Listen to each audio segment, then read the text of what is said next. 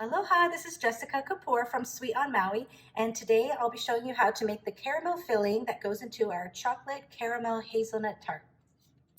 Our first step is to start heating the sugar over medium heat. We have 2/3 of a cup of sugar, 1.5 tablespoons of corn syrup, and 3 tablespoons of water. So we can stir these together at the very beginning, but once it starts cooking, we don't want to stir it any longer. The sugar cooks very fast, and once it starts to brown, it starts to go really fast. So we want to make sure that we have everything ready. We've got 3 tablespoons of unsalted butter cubed. We've got 1/2 cup of heavy cream ready to go.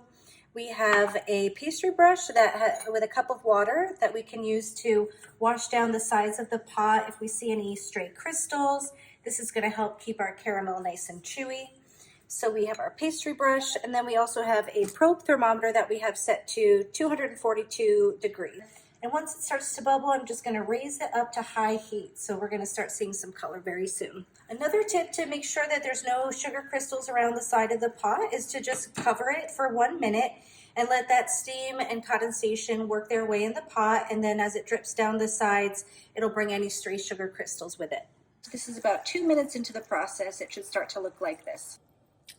So we're starting to see just a little bit of amber color around the sides. So just to make sure it's cooking evenly, I'm going to give it just a little swirl. There's no stirring at this point because we don't want to agitate the sugar crystals. So our sugar syrup is now this gorgeous dark amber color, and we're going to quickly start building the rest of the caramel. We're going to add in the butter. Once you add in the butter, you just want to whisk it pretty briskly.